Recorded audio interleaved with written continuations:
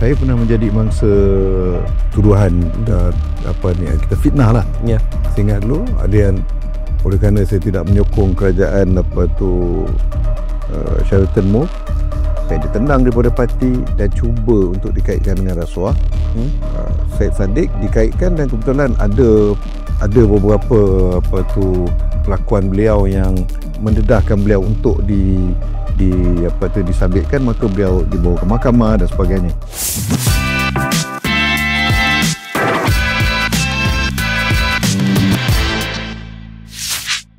Bismillahirrahmanirrahim. Assalamualaikum warahmatullahi wabarakatuh. Alhamdulillah, kita bertemu lagi dalam rancangan podcast Bicara Rahmah versi Aisar. Alhamdulillah, bersama dengan saya Nu'man Hani bin Jamal, kita akan bawakan kepada anda dalam podcast Bicara Rahmah ni topik-topik yang bermanfaat dan tetamu-tetamu yang best-best. Boleh? InsyaAllah. Jadi, kalau podcast sebelum ni kita berbincang tentang isu hubungan sejenis. Jadi episod yang kedua ni kita nak berbincang tentang isu rasuah, tadbir urus, integriti. Sebab apa? Sebab bersempena juga dengan kita punya program yang dianjurkan oleh Pertubuhan Ikram Malaysia dengan kerjasama Rasuah Busters, iaitu kita sekarang ni sedang dalam fatrah ketiga rakaman ini, iaitu Kempen Integriti dan Anti Rasuah ataupun singkatannya KIAR 2025. Dia punya tagline dia, integriti dibina, rasuah dirasa. Silap. Integriti dibina, rasuah binasa. Baik. Dan kempen ini bermula pada 1 November dan berakhir pada 31 Disember lah. Kan? Dan kalau secara nasional pula, kita ada Hari Integriti Nasional pada 5 November, iaitu pada hari rakaman ini, dan juga Hari Anti Rasuah Antarabangsa pada 9 November 2025. So, kita nak berbicara tentang rasuah dan apakah matlamat ataupun apa yang anda akan dapat, apa yang akan anda peroleh daripada podcast episod kali ini adalah kita nak faham sebenarnya rasuah ni nate gapo. Ya, benda apa ni rasuah ni? Dengan rasuah-rasuah ni okey ke? Tahap mana? Apa bentuk-bentuk rasuah sebagai contohnya? Integriti tata kelola ni kita tak faham sebagai masyarakat. Rakyat ni kita pun buat-buat faham je kadang-kadang kan. Jadi kita nak bertanya kepada pakar dalam hal ini untuk mengulas tentang isu ni dan juga isu-isu semasa. Alright? So, hari ni kita bawakan satu tetamu yang bagi saya cukup besar, iaitu beliau merupakan pengerusi International Institute of Advanced Islamic Studies, IAIS, di bawah pejabat Perdana Menteri, dan beliau juga merupakan mantan Menteri Pendidikan dan mantan Presiden IIUM. Saya pernah IIUM sekejap, 2 bulan ya, sebelum pergi ke Jordan. Baik, so kita bawakan kepada anda Al-Fadhil Ustaz Dr. Mazli Malik. Assalamualaikum Doktor. Baik, Alhamdulillah sihat dah. Baik, Alhamdulillah. Rasa lama tak jumpa dengan Doktor ni. Kita Jordan ke? Ana Jordan. Tahun 2011 sampai 2015. Jamiah mana? Yarmouk. Doktor dulu Al-Baik kan? Al-Baik. Dia tahun berapa tu? 2000 tahun diasaskan. Tahun diasaskan? Tahun 93. 1993? Masya Allah. Anak baru setahun Doktor masa tu. Baru je lagi. Okey. Tapi Doktor tetap nampak macam umur sama dengan Nana kan. InsyaAllah. Muda, kekal muda. Baik, insyaAllah Doktor. Kita nak terus kepada perbincangan podcast kita ni. Santai dan kita direct to the point. So, sebelum kita pergi kepada perbincangan tentang rasuah apa semualah, sebab ramai yang sebenarnya yang masih sedih lagi kehilangan Dr. Mazli Malik di dalam pimpinan kerajaan, yang rasa macam kalau Dr. Mazli Malik ni macam-macam lah. Jadi kita nak tahulah apa yang Dr. Mazli Malik buat sekarang. Masih ada yang tak nampak, ada yang dah tahu. Contohnya macam IAIS tadi, ada yang tak tahu apa fungsinya, dan mungkin ada kerja-kerja lain, NGO ke, dan dari segi politik. Mungkin Doktor boleh update yang terkini lah pada penonton kita. Silakan ada. Secara rasminya Jawatan saya ialah pesara. Pasal okey. Pesara ahli parlimen, pesara menteri. Pasal menteri Itu dia yang macam jawatan rasmi. Jawatan tak rasmi ialah tak rasmi pengerusi IIS Malaysia, sebuah think tank, badan pemikir di bawah Perdana Menteri sendiri. Jawatan yang pro bono. PM pun pro bono, kita pun pro bono agak lah. Yang mana tujuan kita ialah, atau mandat yang diberikan ialah melakukan kajian, melakukan kita katakan libat urus dan juga segala yang berkaitan dengan global Muslim affairs ataupun hubungan global umat Islam. Okey. Jadi kita banyak terlibat dengan sama ada negara-negara Islam ataupun komuniti Muslim di negara majoriti bukan Islam. Okay, masuk Selatan Thailand. Selatan Thailand, Selatan Filipina, dan negara-negara lain juga.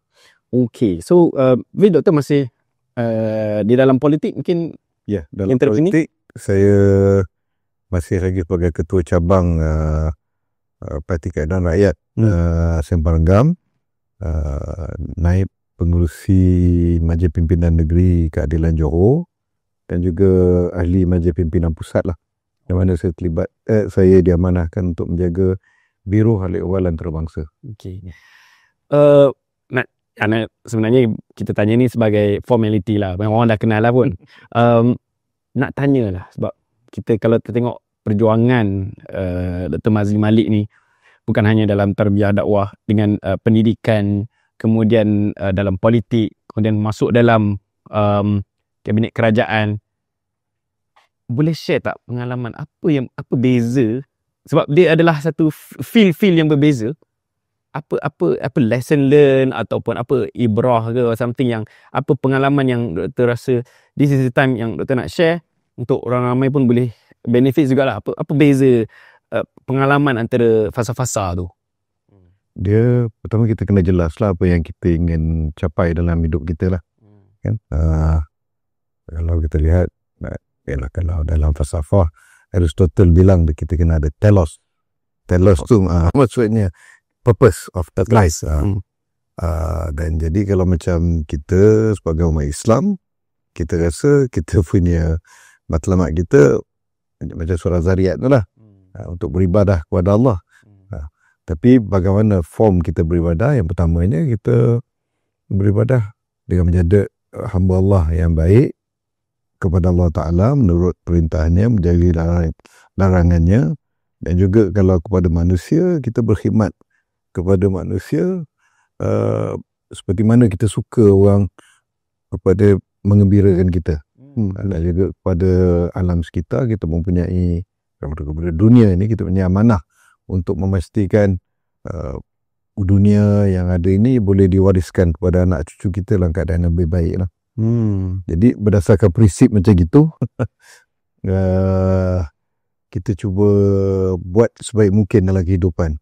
Kalau perasan Ustaz perasan dalam waktu saya di Kementerian Pendidikan Malaysia dulu, saya perkenalkan 3 nilai utama yang perlu disemarakkan, perlu dihayati oleh warga pendidik, oleh ibu bapa, oleh anak-anak dan juga oleh ekosistem pendidikan kita. Yang pertama, love, cinta ataupun kasih sayang. Kedua, happiness, kegembiraan, ataupun dalam bahasa Islamnya dipanggil sa'adah. Dibincangkan oleh Al-Farabi dalam kitabnya Al-Marina Al-Fadhilah, dibincangkan oleh Imam Al-Ghazali, dibincangkan oleh ramai pihak lain, ataupun dalam kerangka Aristotle dipanggil eudaimonia, kegembiraan, happiness. Tapi bila sebab kegembiraan, happiness ini bukan hanya syuur ataupun perasaan ataupun kita panggilkan hawa, tetapi lebih kepada the state of well-being itu sendiri. Keadaan yang semua orang perlu dalam keadaan mereka tidak berada dalam sengsara, mereka tidak ada dalam keadaan dianiaya, mereka tidak dalam keadaan tak boleh nak buat keputusan. Itulah happiness. Okay. Dan happiness yang kemuncaknya ialah apabila kita merasakan diri kita ini selfless, kan, dengan dengan memberikan senyuman di wajah orang lain. Kan, sebab tu Nabi ajar kepada kita jangan pandang lekeh wala tahqirana bima'rufi syai'an, kan. Jangan pandang lekeh terhadap kebaikan walaupun kita memberikan senyuman ke orang. Bila kita beri senyuman, kita menggalakkan orang mengukir senyuman pada kita kembali, kan. Jadi kita memberikan kebahagiaan, kita memberikan atau kita menggalakkan sehingga orang mengukir senyuman kerana gembira, kerana mereka rasa bahagia, kerana mereka lepas daripada sengsara, kesakitan, lepas daripada kezaliman dan sebagainya. Itu adalah kemuncak happiness, saadah. Dan yang ketiga ialah mutual respect ataupun saling menghormati. Saling kita hormat, sama ada tua muda, lelaki wanita, berlainan bangsa, berlainan agama, berlainan pandangan, dengan alam sekitar, dengan makhluk yang lain. Kita saling menghormati. Bila kita saling menghormati, dia tahap yang tinggi lah. Permulaan sebelum saling menghormati itu yang surah Hujurat ajarkan pada kita, Quran ajarkan pada kita, untuk lita'arafu, kan. Jadi kita tak boleh nak menghormati kalau kita tak berkenalan. Jadi langkah pertamanya kena berkenalan lah. Jadi tiga nilai ni. Tapi, apa kaitan dengan perjalanan? Tapi dalam politik, kan, tak boleh kalau kita hormat kalah. Okay. Kita kembali kepada tadi yang soalan Ustaz tadi, Okay. Apa ibrah saya boleh dapat, iaitu dalam perjalanan kita, sama ada sebagai ahli akademik, sama ada kita sebagai aktivis kemanusiaan, kita aktivis agama, kita aktivis pendidikan. Kalau dulu saya terlibat dengan OKU, kan, kemudian cebur dalam politik, kita jadi ada jawatan dalam eksekutif, jadi menteri ataupun menjadi pembangkang ataupun menjadi siapa pun. Saya rasa kita tak boleh lari pada tiga benda ni lah. Dan tiga benda ni saya rasa intipati yang kita dapat pelajari daripada yang buku kita promosi ni, Islam Agama Rahmah, kan. Maksudnya Islam mengajarkan kita tiga nilai ni. Tadi Ustaz tanyakan bagaimana kalau dalam politik tak boleh menghormati. Tak, politik asasnya ialah kita kena saling menghormati. Dia kita kena gentleman. Yalah, memang kadang kuasa itu bahasanya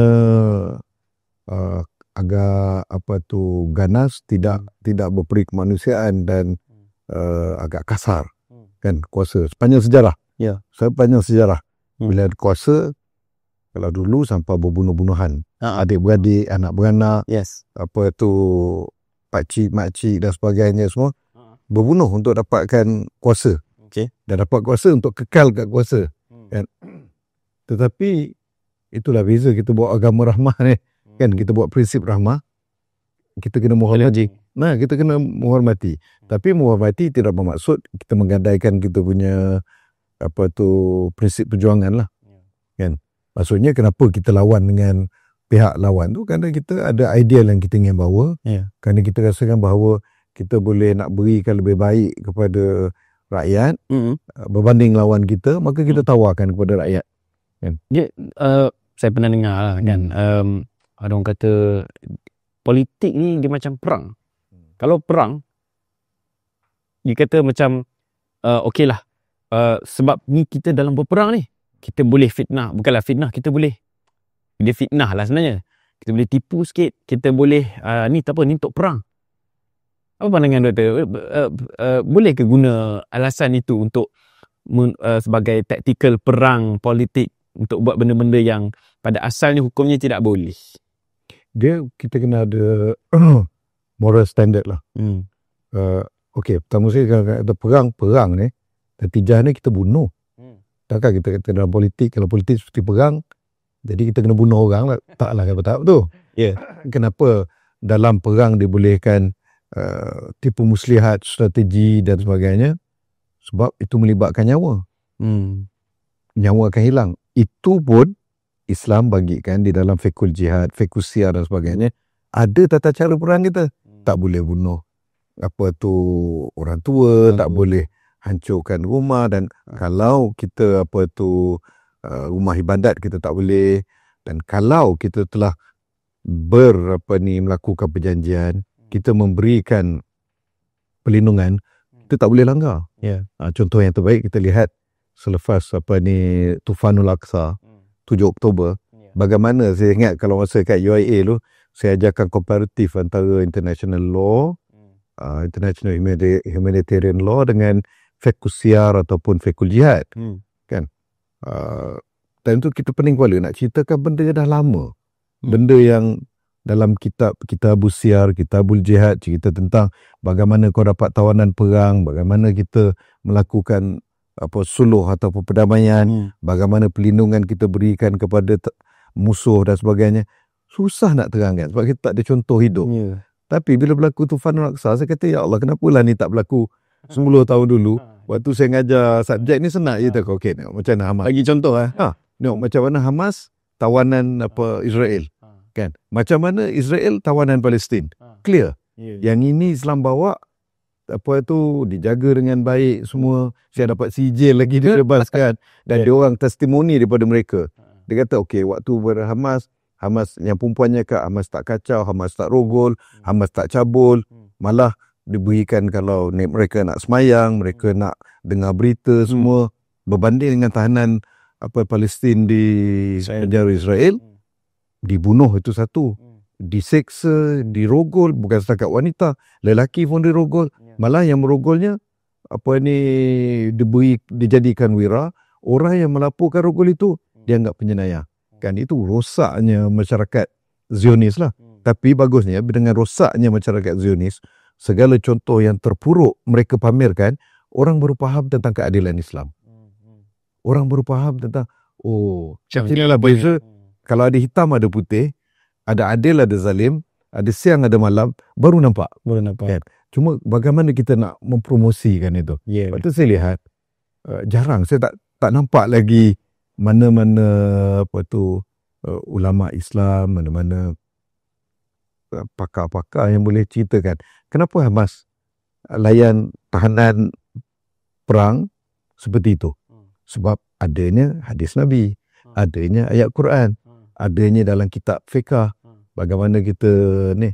Dan kenapa Hamas, walaupun Israel kita lihat ini, mereka terlibat dengan Israel walaupun melalui perantara dalam gencatan senjata semua.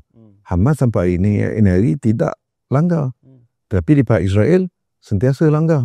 Ratusan dah mati, hampir ribuan lah kan. Jadi kenapa? Ini semua perlu dilihat di kacamata, dalam kitab fiqh jihad kita ada macam gini.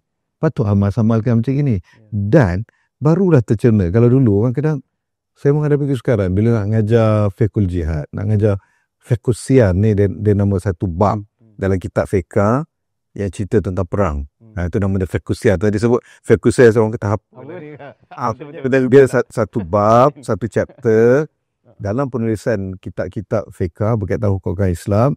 Di dalam kitab-kitab hadis ada satu chapter namanya Kitabul Siyar ataupun Kitabul Jihad yang cerita tentang tata cara berperang. Jadi adab berperang, hukum, kan? Hukum hakam. Saya pening kepala dulu nak ajarkan apabila munculnya Daesh ataupun ISIS atau Al-Qaeda. Kerana mereka tak ikut apa yang Islam ajarkan. Dia tafsirkan ikut nafsu mereka beberapa ayat dan beberapa hadis Nabi, gantung orang, letupkan orang, sembelih orang. Itu ada. Dan itu tak ada dalam kitab-kitab fiqh. Ulama pun tak ajar kita macam itu. Nabi dan sahabat pun tak ajar macam itu. Kan? Tetapi bila Hamas selepas 7 Oktober ni, selepas Tufanul Aqsa, ajarkan kita isi kandungan kitab-kitab fiqh, dan seolah macam inilah contoh yang sahabat buat. Inilah contoh yang Nabi buat. Kan?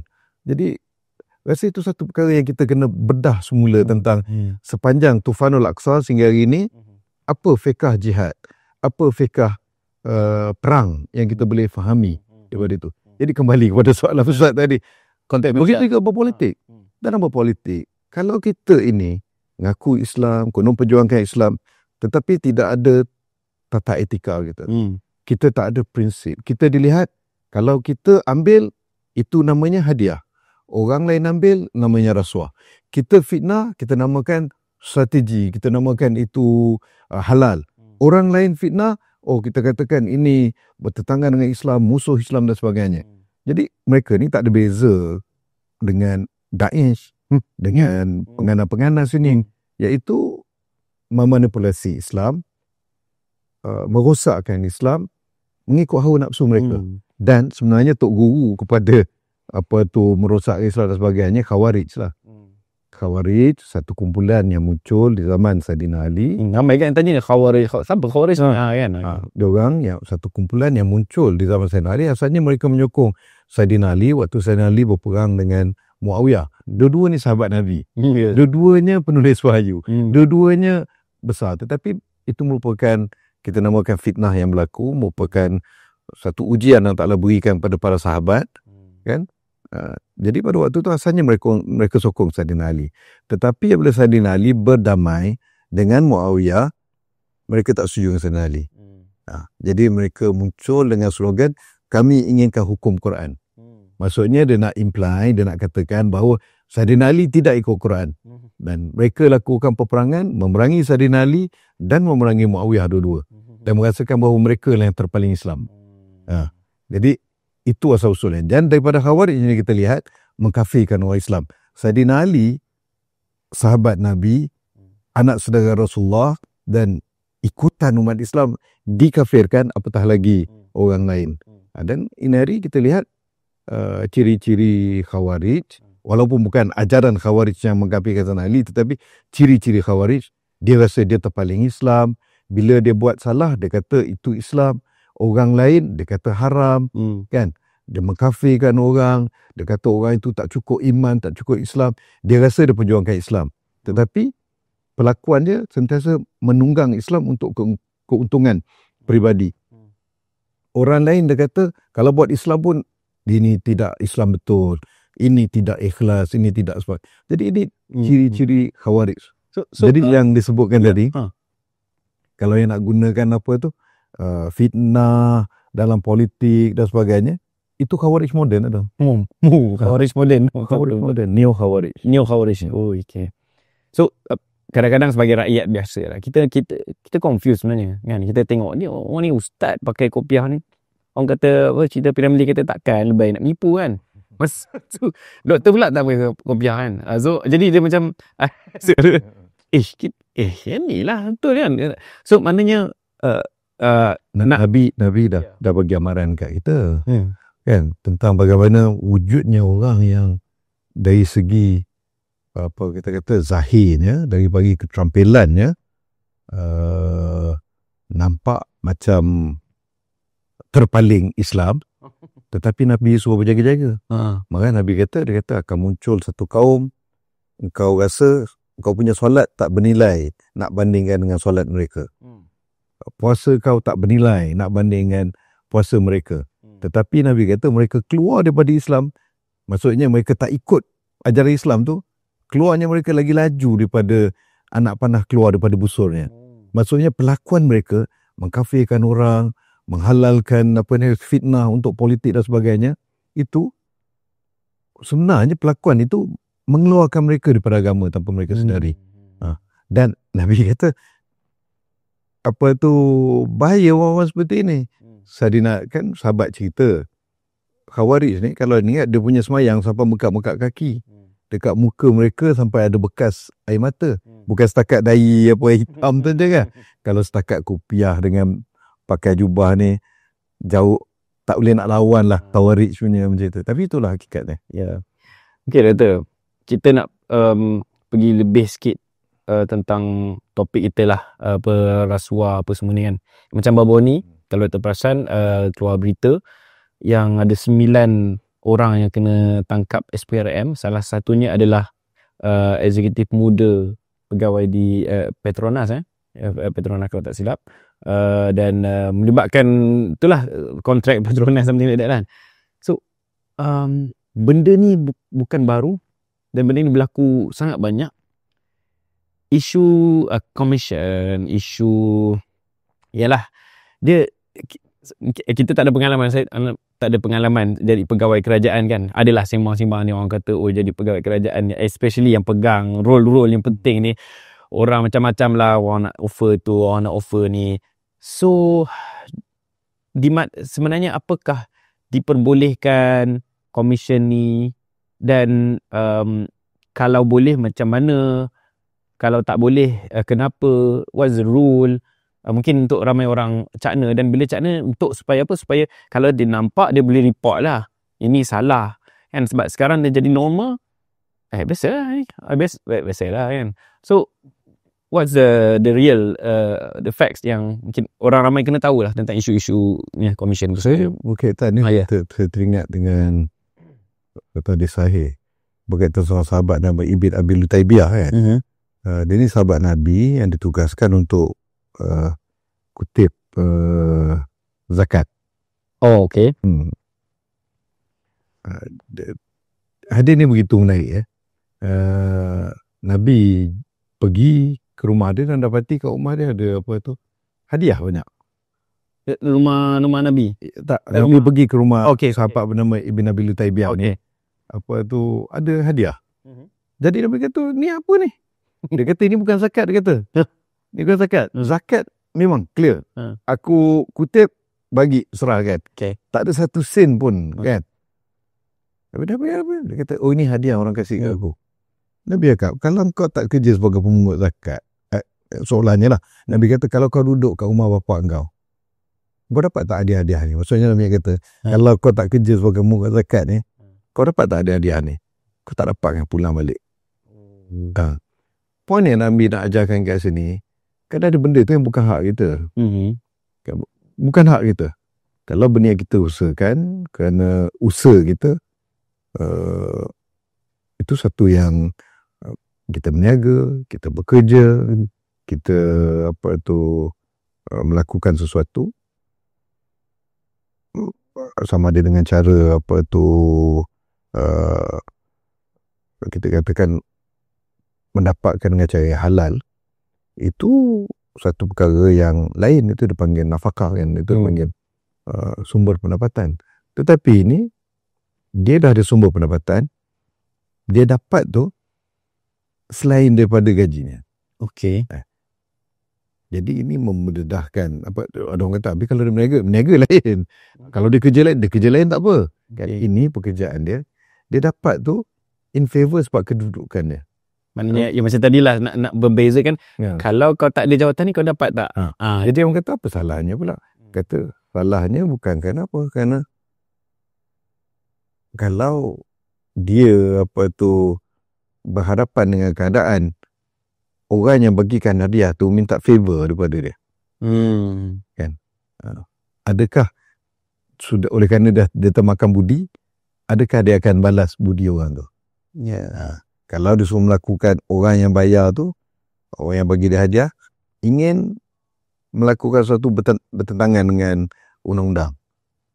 Dia sebagai penguatkuasa contohnya, dia sebagai orang yang kita katakan berkuasa, apakah dia akan lepaskan dengan bagi hadiah tu? Jadi rasuah ni ialah rasuah.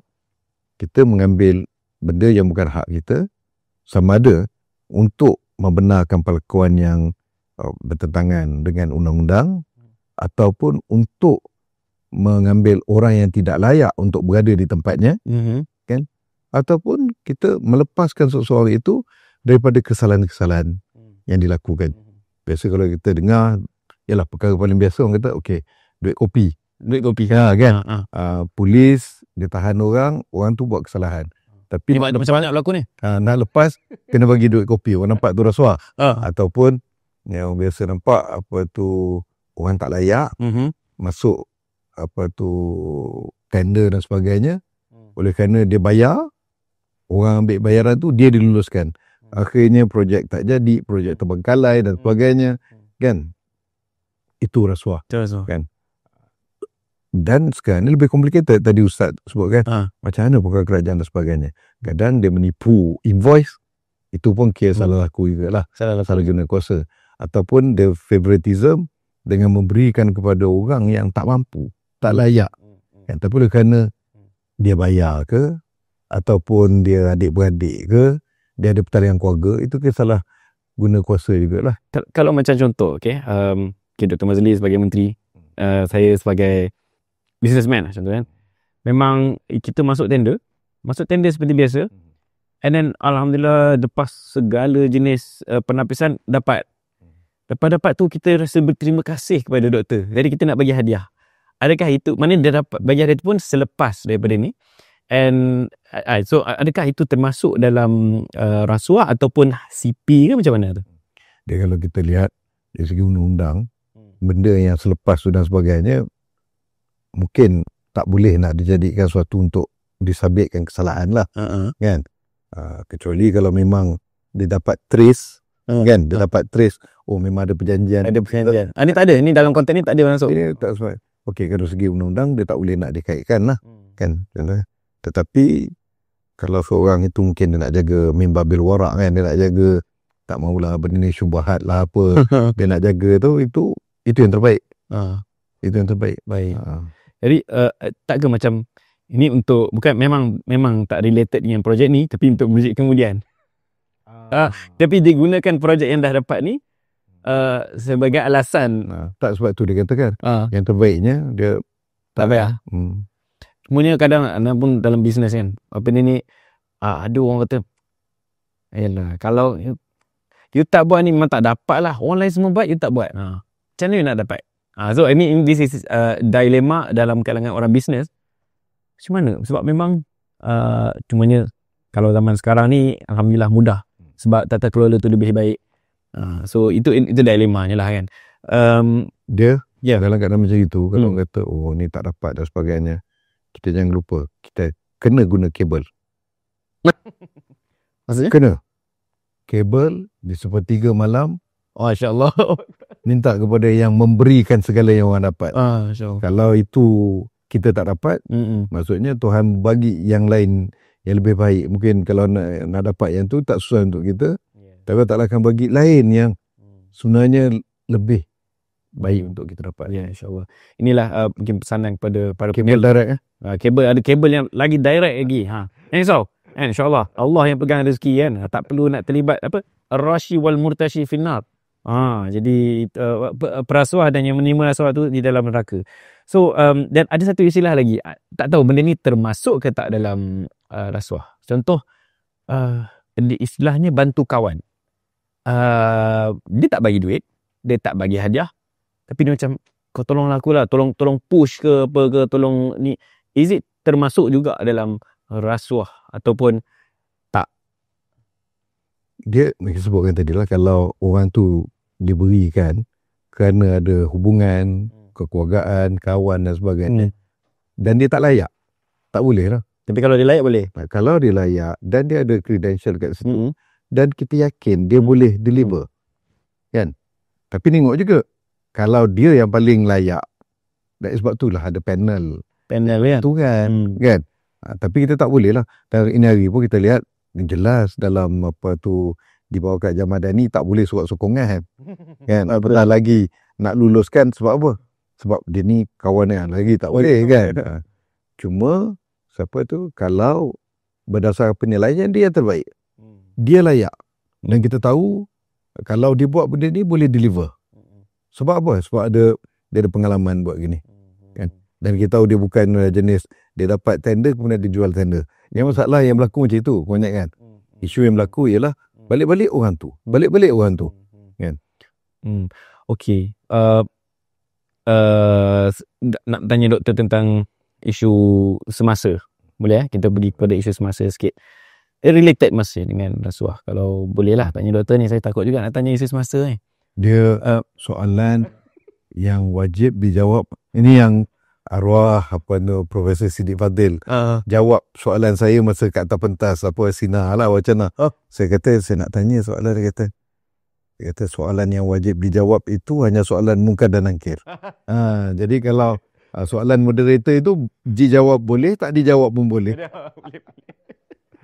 Okey, nak tanya pandangan tentang isu yang tengah panas sekarang ni. Boleh. Agak-agaknya apa cik? Isu ni lah, usaha politik pada Perdana Menteri kita kan. Pada ni dia terlibat dengan isu rasuah.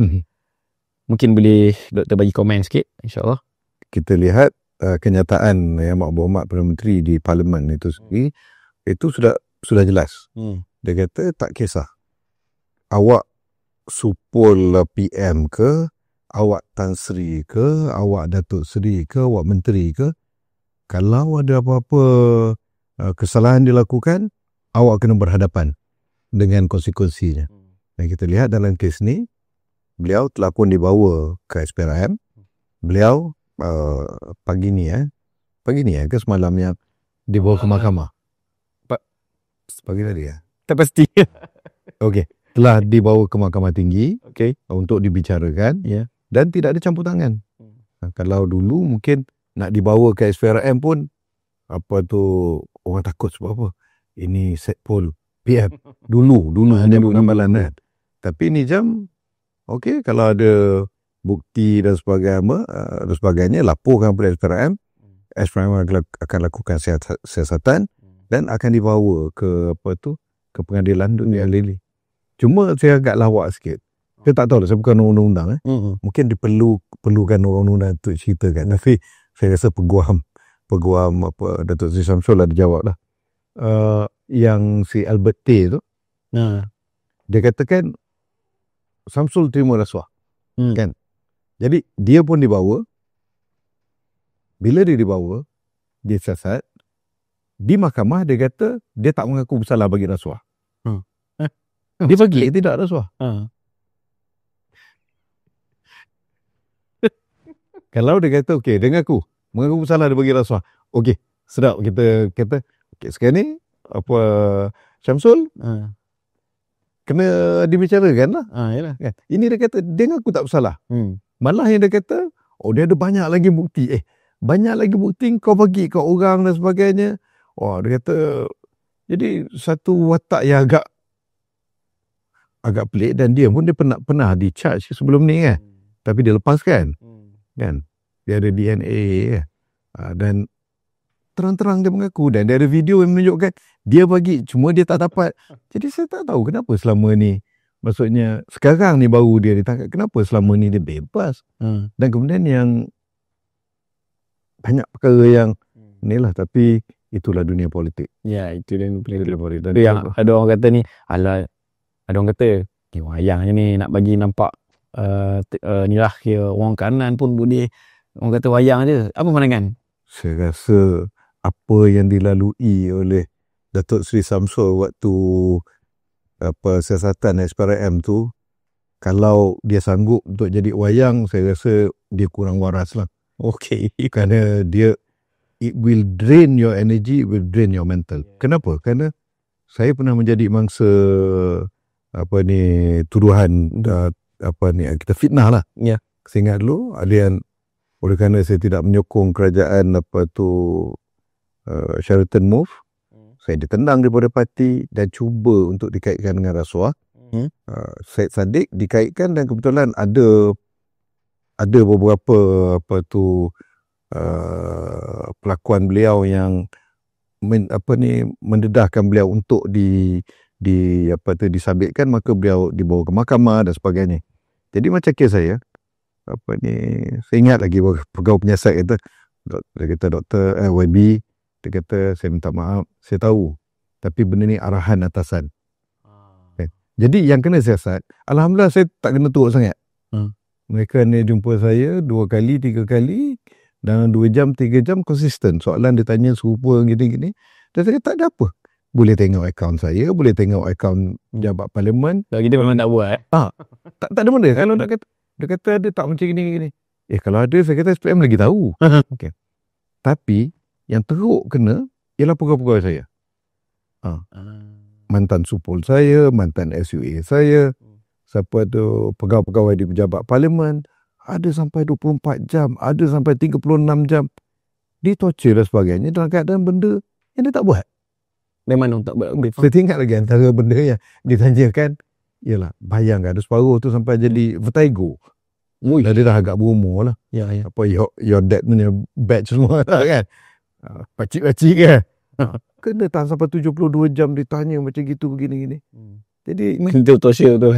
Kesian dia tanya soalan. Dia kata, okey, Dr. Mazli ada tak dia simpan akaun lain, bila dapat peruntukan ni dia masuk kat situ. Memang tak ada lah, sebab apa? Peruntukan dia beri pun tak cukup kita bagi kepada rakyat.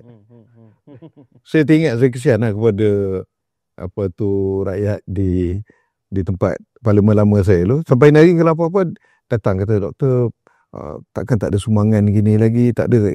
Kerana dulu kalau apa-apa kita bayarkan gitu. Saya kata dulu duit tu duit kerajaan, rakyat bayar cukai, jadi saya bagi balik. Saya memang tak ambil apa-apa, saya dah ada gaji, dah ada allowance semua. Sekarang ni saya bukan wakil rakyat lagi, mintalah dengan wakil rakyat ni ada kan. Dia adalah alasan gitulah gini, dia kasih orang dia. Saya kata wallahu alam. Tapi kalau saya wakil rakyat, memang saya nak bagi ni hari pun doakanlah supaya saya jadi jutawan ke apa supaya saya boleh nak bagi walaupun saya bukan wakil rakyat lagi. Kan? Saya ingat antara soalan dia tanya, kata ada tak dia beli barang untuk gini, ada tak dia simpan akaun ni, dia kata ada tak akaun rahsia ataupun dia kata tak ada. Malah kata kita orang ni terpaksa guna duit sendiri lah Yang masa jadi menteri sedap sikit lah, banyak kita boleh buat program, ada dia punya allowance peruntukan. Tapi bila jadi ahli Parlimen Pembangkang itu yang berat sikit lah. Dan sekarang ni bila kita tak jadi apa-apa pun orang datang juga, anak-anak start sekolah dan sebagainya. Berat sikit lah. Tapi nak ceritanya ni, kalau nak kata wayang, saya rasa kalau lah Samsul tu wayang, dia gila lah. Sebab benda yang mereka lalui soal siasat SPRM ni jangan main-main. SPRM, saya boleh katakan SPRM bertindak profesional. Dan yang lakukan tu orang yang terlatih. Dan kita tahu pengalaman SPRM begitu panjang dalam ni. Dan PMX dah cakap, dia kata dia tak akan campur tangan. Kerajaan, mana-mana pegawai dia, biar lalui, SPRM pun tidak akan diganggu. Dan kalau dibawa, dihadap kat mahkamah, biar lalui proses pengadilan. Okey. Banyak saya nak tanya ni. Yalah. Tanya dia. Okey. Kalau tak jawab, saya tak nak jawab. Yelah, Dr. Mazli Sakan ni jawab kan? Tak sangat ni jawab. Dr. Mazli ni guru saya juga, jadi kita pun kena menghormati guru kan? Okey, jadi macam sekarang ni kita tengok Perdana Menteri adalah Datuk Seri Anwar Ibrahim. Dulu saya ingat lagi, Mat Sabu kata Najib buat proposal, Najib terima, Najib lulus, Najib dapat. Macam tu. Tapi sekarang ni dia berlaku di zaman Datuk Seri Anwar. Maknanya dia Perdana Menteri dan dia juga Menteri Kewangan. So how's that? Maknanya macam mana? Okey, pertama kita lihat penubuhan kerajaan yang pada hari ini begitu anomali. Dia di luar norma, di luar kebiasaan politik Malaysia. Kalau sebelum ni semenjak merdeka, kita ada kerajaan yang memerintah itu kerajaan yang majoriti. Kan? Kerajaan yang majoriti yang memerintah. Jadi mereka memonopoli kuasa. Akhirnya membawa kepada, bila lama sangat berlaku, kepada korupsi, kepada salah guna kuasa, kepada isu integriti, yang mana kemuncaknya ialah isu 1MDB. Okay. Mat Sabu waktu tu, ini hari Datuk Seri Mat Sabu lah kan, saya waktu tu merujuk kepada isu 1MDB. Ya. Bagaimana yang terlibat daripada meluluskan, yang memberikan cadangan dan juga tu merupakan orang yang sama. Orang sama. Itu kemuncaknya. Sehinggalah membawa kepada perubahan kerajaan pada 2018. Jadi bila 2018 naik kerajaan PH, antara PH punya kita panggilkan manifesto ialah Perdana Menteri tidak boleh pegang portfolio kementerian. Ya. Itu yang saya ingat lagi. Tun Mahathir bila naik tu dia nak jadi Menteri Pendidikan. Dan kemudian orang protes dan sebagainya, dia paksalah lantik saya. Saya ni pemain ganti ya. Jadi siapa tu, saya ingat dia dah ketika hari pertama kali saya jumpa dia sebagai Menteri Pendidikan, dia kata you must know that I wanted this position Because I want to change the Malaysian education system. Dia lebih pada kerangka dia nakkan menerapkan bahasa Inggeris di dalam matematik dan pengajaran matematik dan sains. Pada dia itulah reform yang diinginkan. Okay. Dan dia kata itu akan membawa kepada kemajuan pendidikan negara. Okay. Dia kata because dia kata all this science and technology should are in English. So the students must be taught in its original language. Kan? Technical language, scientific language, computer language are all in English. So students should be taught in English. Jadi itu dia punya inilah cita-cita. Reason. Rakyat tak nak apa semua, dia terpaksa lah beri kepada saya. Kan? Itu pun dia ambil balik. Waktu dia cakap tu, doktor tu macam iya ke atau memang betul ke ataupun Maksud dia apa? Dia cakap untuk dia nak jadi Menteri Pendidikan ni sebab bahasa Inggeris. Is it real ataupun itu dia? Memang betul lah. Dan bukan Dr. Mahathir saja. Saya ingat ini pemikiran boomers yang kita katakan western oriented boomers. Okay. Kita tengok dekat sama ada penulisan di blog ke penulisan di buku di akhbarnya, biasa mostly mereka ni bangsa bubble lah. Okay. Elite Melayu dah. They are boomers. They couldn't understand Gen Z. They couldn't understand the millennials, what more Gen Alpha ni kan. Jadi dia ingat cara terbaik untuk pendidikan ialah buat pendidikan bahasa Inggeris. Full stop. Alright. Sedangkan kita lihat kalau nak reformasi pendidikan, it goes beyond language. Okay. Kan? Isu berkaitan dengan akses pendidikan berkualiti kepada semua, isu teachers training, isu yang berkaitan dengan beban guru, isu berkaitan dengan pedagogi. Gen Z tak apa lagi. Gen Alpha ni treatment kepada mereka amat berbeza dengan millennial seperti Ustaz kan. Gen X seperti saya, apatah lagi boomer saya hidup di zaman perang perang Jepun semua. Jadi treatment yang berbeza, pedagoginya berbeza.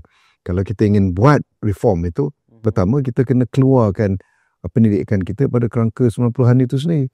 Ini hari kita masih hidup dengan kerangka pendidikan 90-an, sama ada di peringkat pengajian dasar ataupun pengajian tinggi. Okay. Jadi kita kembali kepada soalan asal lah. Soalan ni basically related to rasuah issue lah. I mean like good governance. Ya. Jadi bila Mahathir tak dapat jadi, itu dia bagi kat saya. Waktu tu manifesto PH. PH majority. Jadi PH terikat dengan manifesto dia. Okay. Dan bagi para penghuni PH, yang mana core voters PH pada waktu tu merupakan golongan bukan Berputra dan juga golongan Melayu yang urban, inginkan perubahan dilakukan sesegera mungkin. Tetapi mereka berhadapan dengan majoriti orang Melayu yang berada di pihak pembangkang, yang pada waktu itu mudah sangat merasa tersinggung dengan beberapa sentimen yang dibawa oleh pembangkang yang berkaitan dengan agama dan juga bangsa. Maka kita lihat pelbagai isu yang timbul berkaitan bangsa, berkaitan agama. Kita bagi majoriti Melayu yang pada waktu itu bersama dengan pembangkang akan lebih mudah terkesan sensitif dan sebagainya. Tak lama berlaku Shelton Move, tukar kerajaan yang paling hancur di dalam sejarah politik Malaysia, kemudian diikuti dengan kerajaan selepasnya pun yang tak tahu selama 33 bulan kita. Dan naik kerajaan baru. 2022 pada pilihan raya tidak ada parti yang membentuk majoriti. Okay. Kita berada di hang parlimen. Pakatan Harapan yang mempunyai kerusi terbanyak tetapi tak majoriti, tak dapat 111. Tak dapat 112 kerusi parlimen. 80 lebih ya. Malah tidak sebanyak PRU sebelum itu 2018. Kurang 2018 banyak kerusi. Bila kita buat pakatan dengan warisan dan sebagainya, kita boleh membentuk kerajaan. Dan itu tak berlaku. Bila tak berlaku, maka berlakunya kita panggil perundingan. Perundingan antara Pakatan Harapan dan juga dengan BN, dengan Sarawak dan juga dengan Sabah. Maka terbentuklah kerajaan perpaduan. Okey. Dalam politik kita panggil ini sebagai coalition. Coalition government. Kerajaan gabungan. Bila kerajaan gabungan dalam sejarah moden, kita dapati bahawa bila kerajaan gabungan kita ada satu masalah, tidak ada kita panggil satu parti yang dominan. Bukan dominan, dia tak boleh satu parti yang boleh buat sesuka hati dia seperti mana abang besar tu. Abang besar. Dia tak boleh. Abang besar. Apa-apa keputusan mestilah dibuat bersama dengan coalition kan.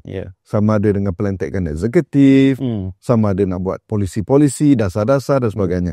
Jadi pada waktu itu PH tidak terikat dengan manifesto yang sebelum tu. Okey. Kan? Yang pertama. Dan yang keduanya, demi untuk memastikan ekonomi negara pulih. Kita tahu bahawa semenjak COVID, ekonomi kita jatuh. Dan bukan kita saja, negara-negara satu dunia. Ada negara yang cepat bangkit, pangkas. Ada negara yang tersangkut. Malaysia antara negara yang tersangkut. Jadi bagi PMX, dan ini yang dipersetujui oleh koalisi yang dinamanya sebagai kerajaan perpaduan, ialah kena berikan kepercayaan kepada PM untuk memandu ekonomi ini, memulihkan ekonomi. Jadi pada waktu itu tuntutan negara, keperluan negara lebih besar berbanding dengan manifesto. Kalau yang menang itu satu parti yang dominan. Dan tak ada satu parti dominan. Ibaratnya kita punya kerajaan perpaduan ni, dia tidak ada manifesto. Lebih pada kerajaan, kalau ikut titah yang di-Pertuan Agong pada waktu itu, Sultan Abdullah, ialah untuk selamatkan negara. Dan bagi dia titah kan, dia kata dia nak kestabilan politik dan kestabilan ekonomi untuk selamatkan negara. Jadi seperti mana dipersetujui oleh semua wakil-wakil kerajaan perpaduan, untuk Yang Amat Berhormat PMX, dia jadi Perdana Menteri. Dia jadi Menteri Kewangan. Itu yang berlaku. Okay.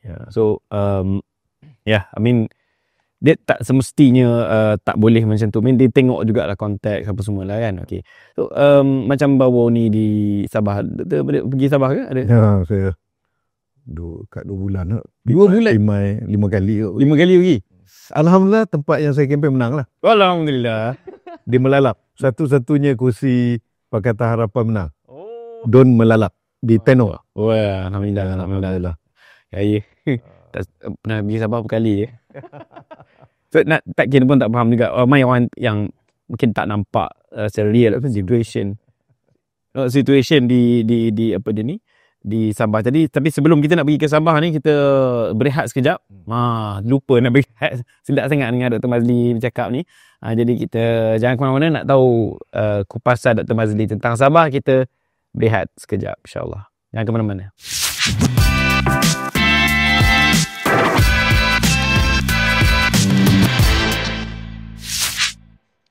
Okey, kembali kita dalam podcast Bicara Rahmah versi Aisar. Dalam topik kita hari ini, rasuah, tadbir urus dan integriti bersama Dr. Mazli Malik, insyaAllah. Jadi nak tanya doktor, sebab doktor baru balik daripada Sabah. Sabah ni ialah kita mengambil maklum, wallahu alam yang realitinya dan sebagainya, tapi yang kita nampak dari luar ni, dia punya pimpinan politik dan pimpinan negeri semuanya kebanyakan ni dimanipulasi oleh macam kartel bisnes lah. Mungkin kalau betul atau tidak, doktor boleh komen. So dan related dengan isu Sabah ni, isu lompat parti, politik wang. So macam mana apa pandangan doktor tentang isu politik di Sabah ni? Mungkin doktor boleh. Okey, pertama sekali kalau kita lihat keputusan Pilihan Raya Sabah baru-baru ni, ada banyak benda cerita lah. Orang cerita bagaimana penolakan kononnya penolakan terhadap Pakatan Harapan, walaupun kita lihat performance BN pun boleh tahan terjejas juga banyak. Mereka bertanding 40 lebih, hanya menang 6. Pakatan Harapan kita lihat DAP hilang 6 kerusi. Keadilan ada 2, tinggal 1 kerusi. 2 kerusi sebelum ni hilang. Jadi ada pelbagai perkara yang dibincangkan. Pada saya nampak dia keputusan ini memberi kita tentang gambaran untuk lihat kepada 2 politik. Pertamanya politik federalism dan keduanya politik koalisi. Okey, politik federalism kalau kita perhatikan ialah Sabah Sarawak ni dia agak unik. Mereka bersama dengan Persekutuan Tanah Melayu untuk membentuk Malaysia. Ada syarat-syaratnya, MA63 dan sebagainya. Dan mereka mempunyai keunikan masing-masing. Amat malang kita lihat selama ini pembangunan di Sabah dan Sarawak, meskipun mereka sebahagian pada Malaysia, tetapi agak ketinggalan berbanding dengan Semenanjung. Walaupun di Semenanjung pun tak semua tempat maju pun. Kalau kita lihat di Perlis, di Kelantan, di di Terengganu, iyalah. Tapi mungkin kerana geografi di Sabah dan Sarawak ini luas, maka kita lihat di kawasan pedalaman dan malah di kawasan luar bandar, pembangunan agak tidak sehebat seperti mana yang sepatutnya berlaku lah. Walaupun mereka mempunyai hasil mahsul negeri masing-masing yang banyak dengan balak, dengan minyak dan lain-lain lagi. Cuma isu yang timbul setelah sekian lama seperti itu, mutakhir, kalau kita katakan perkara ini telah berlaku dalam 10 tahun yang lepas, timbulnya ketidakpuasan hati bagi sama ada penduduk Sabah dan juga Sarawak terhadap pentadbiran pusat yang mereka katakan ini yang merencatkan pembangunan di Sabah dan Sarawak. Okay. Dia sebenarnya ya, dan juga itu separuh daripada kebenarannya, tapi ada kebenaran lain juga ialah tentang korupsi yang berlaku di sana. Di sana sebenarnya, sebabnya pemerintah mereka, kerajaan negeri masih lagi orang sana. Tak ada orang daripada pusat yang menjadi ketua menteri atau menjadi adun dan sebagainya. Jadi apa yang berlaku selama ini, kalau kita lihat di Sarawak, tidak pernah di Sarawak ini parti yang ditubuhkan di Semenanjung ataupun dominan di Semenanjung menjadi kita katakan jadi dominan di sana. Dominan di sana. Walaupun ada kita panggil Barisan Nasional dulu, oleh kerana parti-parti di Sarawak bernaung pada Barisan Nasional, maka Barisan Nasional itu menjadi parti dominan. Tapi kita mesti ingat, UMNO tidak dapat ditubuhkan di Sarawak dan tidak dibenarkan untuk ditubuhkan di Sarawak. Kan? Kecuali DAP yang ialah selepas kita lihat selepas 2008-2013 mereka mula bertapak dan agak menang di kawasan-kawasan bandar lah. Kan? Di Sabah selepas Pilihan Raya 1990 berlakunya perubahan di mana parti daripada Semenanjung mula masuk UMNO lah. UMNO dan mereka bertapak dan pernah menang, pernah jadi ketua menteri dan sebagainya. DAP selepas itu, selepas 2013 kita nampak mereka bertapak kukuh. Tapi nak ceritanya ialah Sabah dan Sarawak mempunyai aspirasi masing-masing. Okay. Kita lihat Sarawak dah banyak membuat pencapaian mereka setakat ini, dan bagi rakyat Sabah lihat mereka perlu menjadi seperti di Sarawak. Okey. Kan? Ya, maka mereka perlu mempunyai kerajaan negeri yang kuat, mempunyai political will yang kuat, dan mereka perlu untuk menjadi satu kuasa bebas untuk mendesak pusat seperti mana Sarawak lakukan. Seperti mana Sarawak lakukan. Jadi the benchmark tu Sarawak. Jadi waktu saya kat sana, mungkin bila bual, yalah, mereka ada cakap benda-benda ni semua, kita faham lah. Itu politik, federalism politik. Keduanya coalition politik. Okay. Okay, coalition politik ni saya sebutkan tadi, kerajaan yang ada pada hari ini merupakan kerajaan yang anomaly berbanding dengan kerajaan-kerajaan sebelum ni. Okay. Kerajaan sebelum ni kita lihat ada yang dominan, ada yang majority menjadi kata pemutus. Tapi ni hari kita gabungkan semua. Ada baiknya stability lebih baik, ada baiknya dia merangkul semua pihak, tetapi sudut kita panggilkan kontranya, itu yang sudut pro kita sebut ni, kontranya ataupun sudut yang apa tu kita tak panggil negatif tapi sudut kita panggil longgarnya juga ada, iaitu setiap pihak ada dia punya tuntutan dan setiap pihak tak boleh dapat 100% apa yang mereka inginkan. I see. Itu yang apa tu, orang kata PH tak ikut manifesto. Kerajaan sekarang ni kerajaan gabungan kan. Manifesto siapa? Manifesto BN ke, manifesto PH ke, manifesto JRS ke, manifesto GPS ke.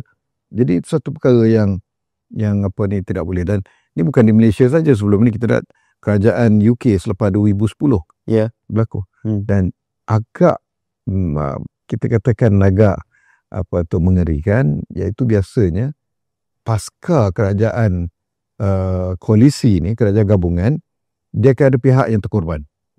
Ada pihak yang menjadi siapa tu kambing hitam. Iaitu pihak yang memang tak dapat, pihak yang terlalu ideal, tetapi bila dalam kerajaan gabungan mereka tak boleh laksanakan idealisme mereka. Mereka akan kehilangan core voters.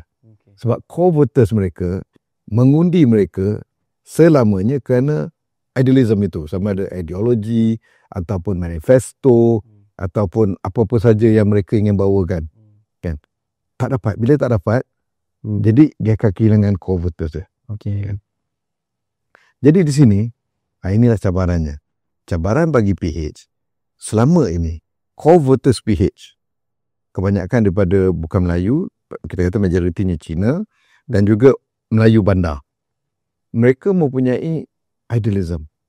Mereka selama ini diberikan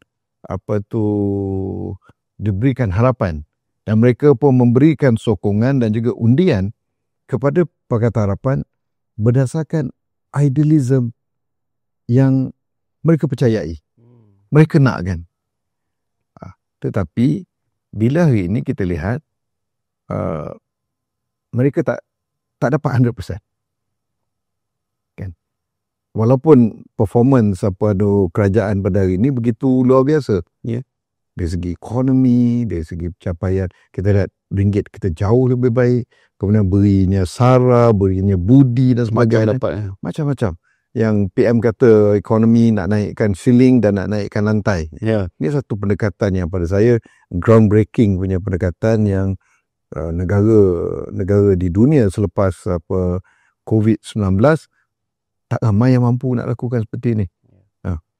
Jadi meskipun dah buat banyak-banyak benda, tapi kita mesti ingat kebanyakan yang dilakukan oleh kerajaan ini, pertamanya mungkin pencapaian itu di peringkat kita katakan makroekonomi.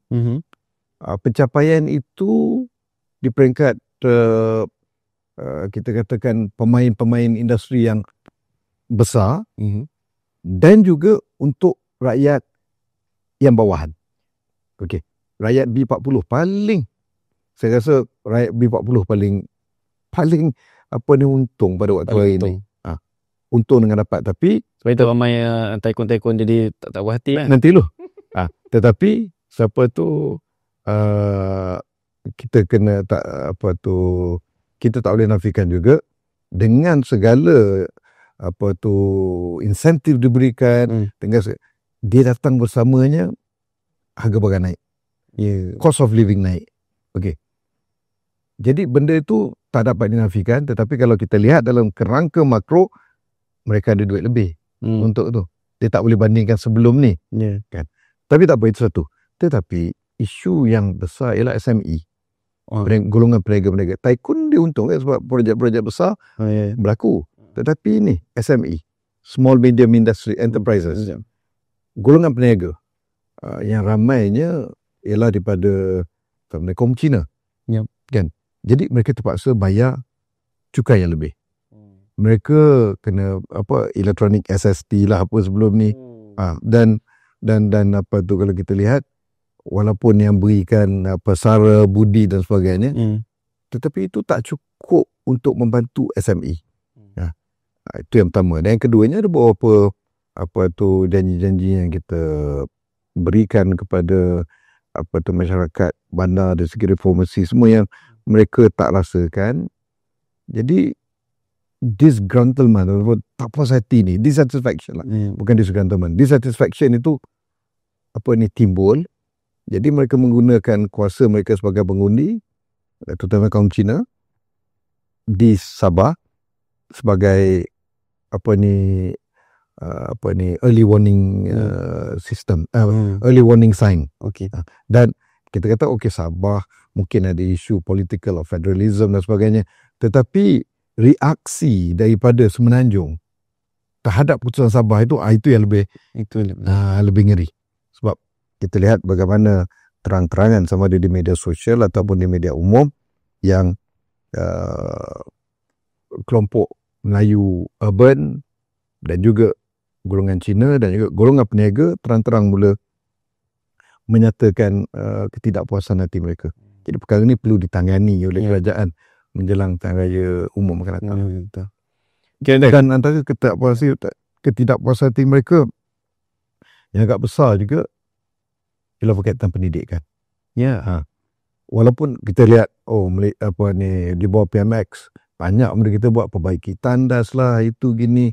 Kalau segi Islam ya, saya rasa tak pernah kerajaan Malaysia se-Islam kerajaan PMX pada hari ini. Allah.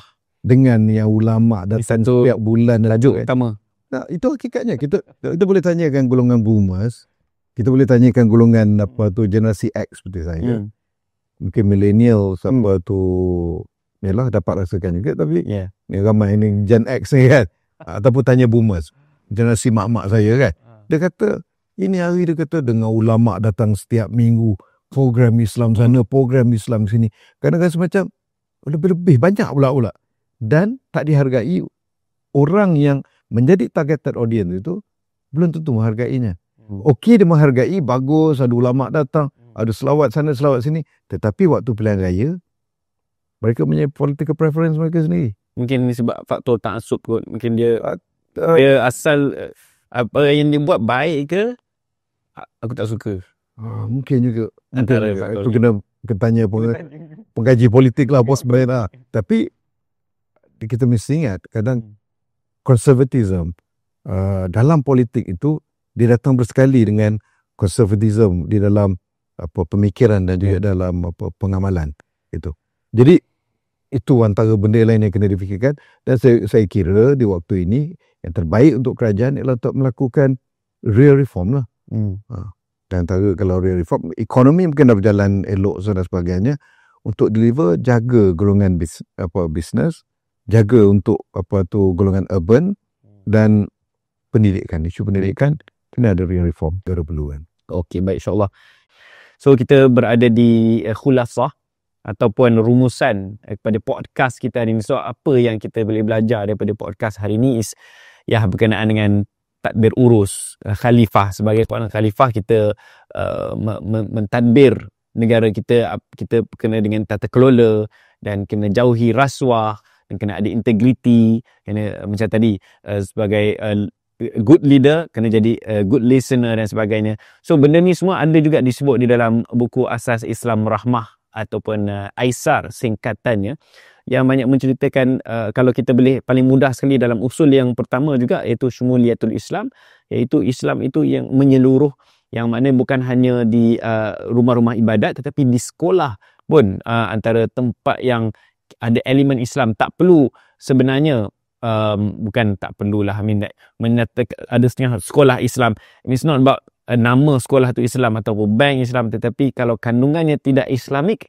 then what for kan. So maknanya kita nak, apa yang kita nak bawakan daripada podcast ini, mesejnya adalah kita nak masukkan value-value Islam itu dalam semua relung-relung kehidupan kita kan. Dan antaranya adalah Islam membanteras rasuah kan. Okey, so sebagai penutup kita nak tanya Dr. Mazli Malik, apakah peluang yang ada ni sebagai rumusan pesanan yang related kepada isu kita hari ni, rasuah, tadbir urus, integriti, kepada penonton, kan Dr. Okay, pertama sekali belilah buku saya. Siasah Madani. Dekat saya pun tak bawa lah. Lepas tu Siasah Madani, kalau kita nak faham sedikit berkaitan tentang politik Islam dan juga beberapa isu berkaitan dengan tata kelola. Ada satu buku saya akan diterbitkan tak lama lagi oleh UMK di Malaysia Kelantan. Okey. Bertajuk Good Governance. Okey. Dan apa tu, an Islamic point of view kat situ. Itu juga boleh dijadikan rujukan untuk kita fahami. Yep. Selain pada itu, saya kira pokok pangkal kepada tata kelola ialah amanah. Betul. Bukan kuati amanah. Betul. Sikap amanah. Sikap amanah. Okey. Sebab itu ditekankan dalam apa tu Quran, Inallah ya'murukum an tu'addul amanati ila ahliha, kan. Allah Ta'ala menyuruh kita menunaikan amanah kepada pihak-pihak